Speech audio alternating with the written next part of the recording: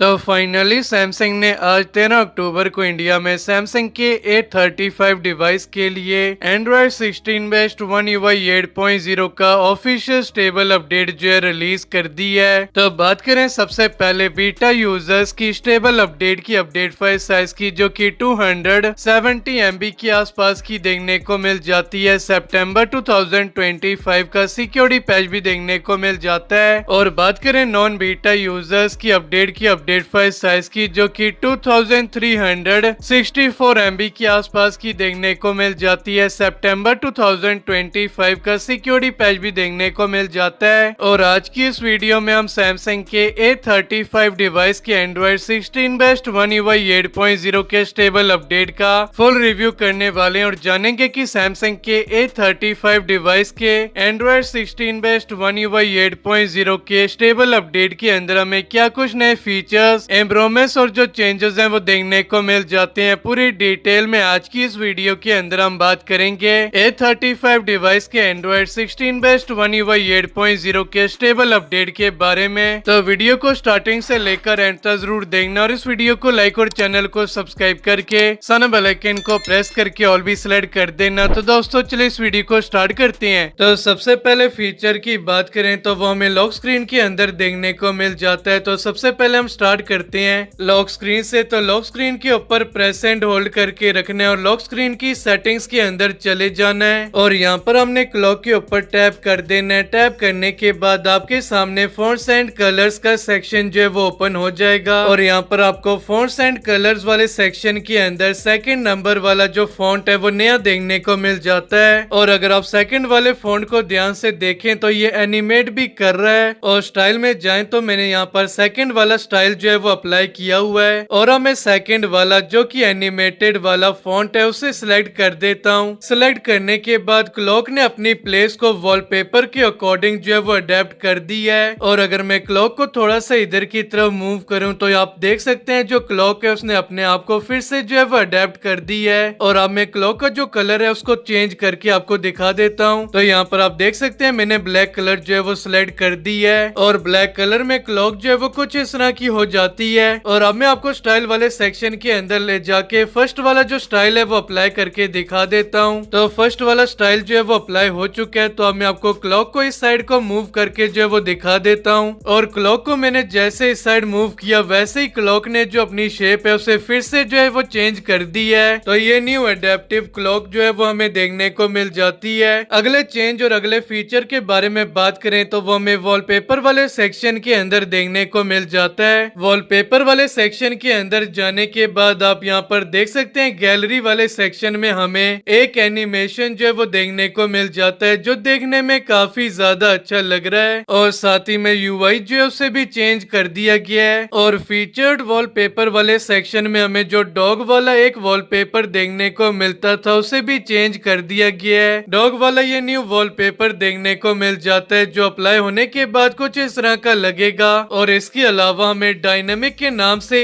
एक new wallpaper जो है वो भी देखने को मिल जाता है। तो मैं इसे सिलेक्ट कर देता हूँ। तो सिलेक्ट करने के बाद ये कुछ इस तरह का लगता है और वॉलपेपर का जो कलर है वो भी ऑटोमेटिकली जो है वो चेंज हो रहा है। और यहाँ पर आपको नीचे की तरफ स्टाइल का एक ऑप्शन जो है वो भी देखने को मिल जाता है। तो स्टाइल पे टैप करते हैं तो यहाँ पर हमें 4 स्टाइल जो है वो देखने को मिल जाती हैं। और यहाँ पर मेंशन किया गया ये जो डायनेमिक वॉलपेपर है ये टाइम के अकॉर्डिंग अपने कलर को जो है वो चेंज करेगा। तो मैं आपको सेकंड वाला जो स्टाइल है वो चेक करा देता हूँ। तो फर्स्ट वाला तो कुछ इस तरह का देखने को मिलता है, सेकंड वाला हमें कुछ इस तरह का देखने को मिल जाता है, थर्ड वाला कुछ इस तरह का देखने को मिलता है और फोर्थ वाला जो है वो कुछ इस तरह का देखने को मिल जाता है। तो मैं सेकंड वाला जो है वो सिलेक्ट कर देता हूँ। तो डन पे क्लिक करके मैंने इसे सिलेक्ट कर दिया है और वॉलपेपर जो है वो अप्लाई हो चुका है। तो कुछ इस तरह से हमें एक एनिमेशन के साथ ये वॉलपेपर जो है वो देखने को मिल जाता है। अगले चेंज की बात करें तो वो हमें लॉक स्क्रीन के अंदर देखने को मिल जाता है। एडेप्टिव क्लॉक के अलावा हमें एक और नई क्लॉक जो है वो देखने को मिल जाती है। तो वो न्यू क्लॉक भी जो है वो मैं आपको दिखा देता हूँ। तो क्लॉक के ऊपर क्लिक करके स्टाइल वाले सेक्शन के अंदर चले जाना है। तो यहाँ पर आपको ये दोनों क्लॉक फेसेस जो है ये आपको One UI 7 के साथ देखने को मिले थे और इन्हीं के साथ में आपको One UI 8 की न्यू क्लॉक फेस जो है वो भी देखने को मिल चुकी है। तो इसे भी अप्लाई करके मैं आपको दिखा देता हूँ। तो कुछ इस तरह की ये क्लॉक जो है वो देखने को मिल जाती है। अगले चेंज की बात करें तो वो हमें वेदर की एप्लीकेशन के अंदर देखने को मिल जाता है। वेदर की एप्लीकेशन का जो यूआई है उसे कम्प्लीटली रिडिजाइन कर दिया गया है और वेदर की एप्लीकेशन को ओपन करने पर हमें कुछ इस तरह का जो एनिमेशन है वो देखने को मिल जाता है और वेदर एप्लीकेशन के अंदर जो हमें विजुअल्स देखने को मिल जाते हैं वो हमें काफी हद तक रियलिस्टिक जो है वो देखने को मिल रहे हैं। वेदर के अकॉर्डिंग जो विजुअल्स हैं वो हमें वेदर की एप्लीकेशन के अंदर जो है वो चेंज होते हुए दिखेंगे और वेदर के रिलेटेड जो हमें इंफॉर्मेशन वेदर की एप्लीकेशन के अंदर देखने को मिलती है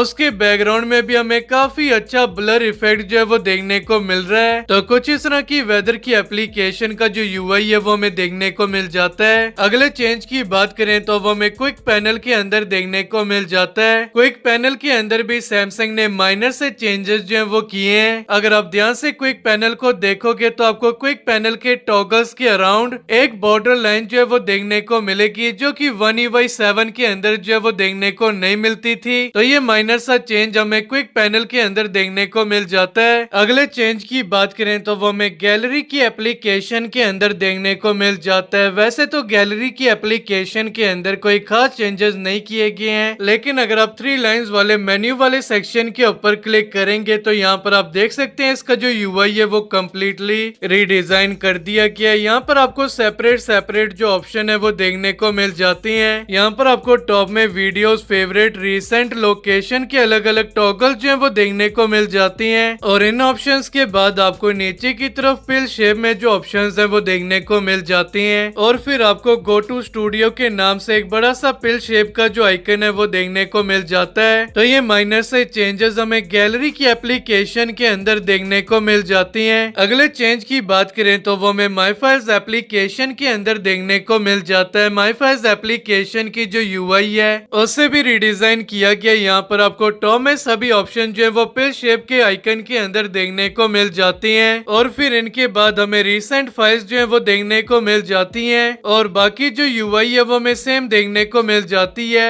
इसके अलावा अगर हम डाउनलोड वाले सेक्शन के अंदर जाएं तो अब यहाँ पर किसी भी डाउनलोडेड फाइल को ढूंढना अब काफी ज्यादा जो है वो आसान हो चुका है, क्योंकि यहाँ पर आपको अलग अलग एप्लीकेशंस के जो ऑप्शंस हैं वो देखने को मिल जाते हैं, जहाँ से आपने कोई भी डॉक्यूमेंट, फोटो, ऑडियो, वीडियो और एप्लीकेशन डाउनलोड किए हैं वो सभी एप्लीकेशंस के जो ऑप्शंस हैं वो आपको टॉप में ही शो होंगे और यहाँ से अब आप इजीली देख सकते हैं कि आपने क्रोम से क्या डाउनलोड किया है और बाकी एप्लीकेशन से आपने क्या क्या डाउनलोड किया है वो सारा कुछ आपको यहाँ पर देखने को मिल जाएगा। तो ये न्यू फीचर्स और चेंजेस हमें माई फाइल्स एप्लीकेशन के अंदर देखने को मिल जाती हैं। अगले चेंज या फिर इम्प्रूवमेंट की बात करें तो वो हमें स्मार्ट सेलेक्ट वाले फीचर के अंदर देखने को मिल जाता है। जब भी हम One UI 7 में स्मार्ट सेलेक्ट को यूज करते थे तब हमें एनिमेशन के कंप्लीट होने का वेट करना पड़ता था किसी भी चीज को सिलेक्ट करने के लिए, लेकिन अब One UI 8 के अपडेट के बाद अब हम स्मार्ट सेलेक्ट के फीचर को उसके एनिमेशन के कंप्लीट होने के पहले भी यूज कर सकते हैं और अब हमें स्मार्ट सेलेक्ट के फीचर में कोई भी जो डिले वो देखने को नहीं मिलता है। काफी फास्ट स्मार्ट सेलेक्ट का जो फीचर है वो One UI 8 अपडेट के बाद जो है वो वर्क कर रहा है। तो ये इम्प्रूवमेंट हमें One UI 8 अपडेट के बाद देखने को मिल जाती है स्मार्ट सेलेक्ट फीचर में। अगले फीचर की बात करें तो वो क्विक शेयर का देखने को मिल जाता है। तो क्विक शेयर के टॉगल के ऊपर हम जैसे टैप करेंगे तो क्विक शेयर जो है वो ओपन हो जाएगा। तो यहाँ पर आप देख सकते हैं क्विक शेयर की जो यूआई है वो कम्प्लीटली रिडिजाइन कर दी गई है। यहाँ पर आपको सबसे पहले रेडी टू रिसीव जो है वो लिखा हुआ दिखाई देगा और इसके बैकग्राउंड में आपको सर्कुलर शेप में ब्लू कलर की जो लाइट है वो एनिमेट होती हुई दिखाई देगी कुछ इस तरह से।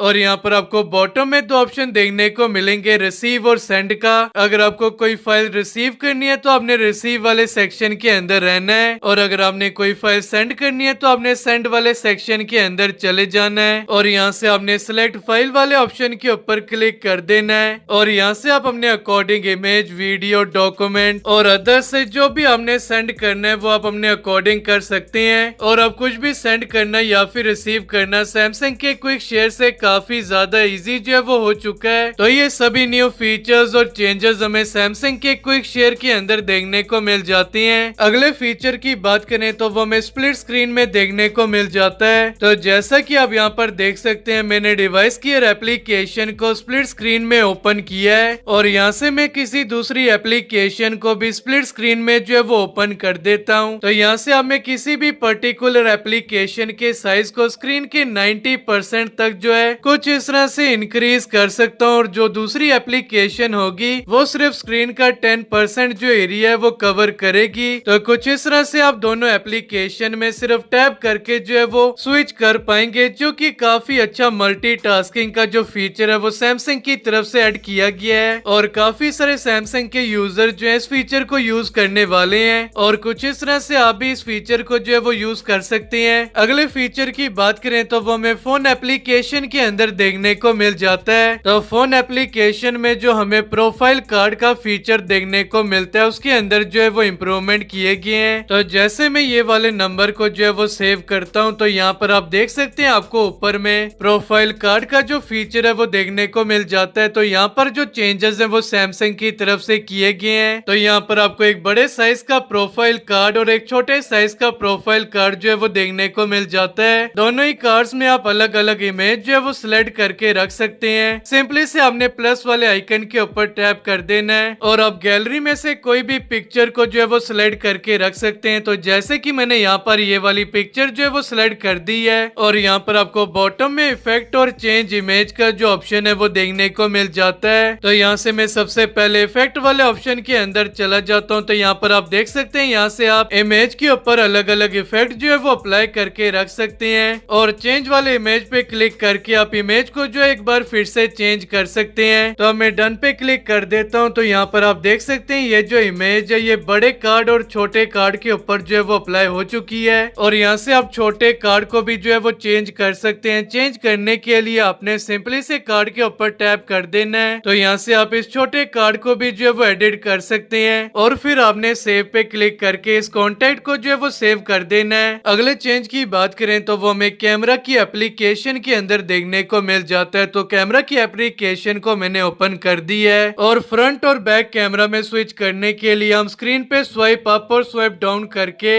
बैक और फ्रंट कैमरा में जो है वो हम स्विच करते हैं। लेकिन अब आप इस ऑप्शन को चेंज या फिर ऑफ भी जो है वो कर सकते हैं। यहाँ पर नए ऑप्शन जो है वो ऐड किए गए हैं। तो इसे करने के लिए आपने सबसे पहले 4 डॉट्स के ऊपर क्लिक कर देना है और सेटिंग्स के अंदर चले जाना और स्क्रॉल डाउन करके आपने swipe preview up down to switch cameras, अब ये स्विच कैमरास पर सिलेक्टेड है। और अगर आप चाहें तो ओपन क्विक कंट्रोल्स को भी सिलेक्ट करके रख सकते हैं। तो मैं ओपन क्विक कंट्रोल्स को सिलेक्ट कर देता हूं। अगर आप चाहें तो इसे ऑफ भी कर सकते हैं। इसे इनेबल करने के बाद अगर आप स्क्रीन पे अप डाउन स्क्रॉल करेंगे तो कैमरा जो है वो स्विच नहीं होगा, बल्कि क्विक कंट्रोल्स जो है वो ओपन हो जाएंगे, जो कि आप यहाँ पर देख सकते हैं। और अगर आप चाहें तो इस सेटिंग्स को फिर से जो है वो चेंज भी कर सकते हैं। तो ये नया ऑप्शन जो है वो हमें कैमरा की एप्लीकेशन के अंदर देखने को मिल जाता है। अगले चेंज की बात करें तो वो हमें ऐप स्क्रीन के सर्च बार में देखने को मिल जाता है। सर्च बार पे टैप करते ही हमें यहाँ पर हमें कुछ इस तरह का इंटरफेस जो है वो देखने को मिल जाता है। पहले यहाँ पर हमें सजेस्टेड ऐप में 4 ही ऐप जो है वो शो होते थे, लेकिन अब हमें यहाँ पर 8 एप्लीकेशन जो है वो शो हो रही है। इसके अलावा हमें सेटिंग्स टिप्स के जो ऑप्शन है वो भी अलग तरह से जो है वो देखने को मिल जाते हैं। और यहाँ पर हमें जो डाउनलोड्स और स्क्रीनशॉट के ऑप्शन देखने को मिलते थे उन्हें भी सेपरेट कर दिया गया है। तो ये नया चेंज भी जो है वो सैमसंग ने किया है। अगले इम्प्रूवमेंट की बात करें तो वो एप्लीकेशंस को ओपन क्लोज करने वाले एनिमेशंस के अंदर देखने को मिल जाता है। तो यहाँ पर मैं आपको कुछ एप्लीकेशंस को ओपन क्लोज करके दिखा देता हूँ। तो यहाँ पर आप देख सकते हैं एप्लीकेशन को ओपन क्लोज करने का जो एनिमेशन है वो काफी ज्यादा स्मूथ देखने को मिल रहा है, और काफी स्मूथ तरीके से एप्लीकेशन जो है वो ओपन क्लोज हो रही है। तो एनिमेशंस के अंदर सैमसंग ने काफी ज्यादा इम्प्रूवमेंट्स किए हैं। तो अगर आप सैमसंग का A35 डिवाइस इंडिया में यूज करते हैं और चाहते हैं One UI 8 के स्टेबल अपडेट को करना,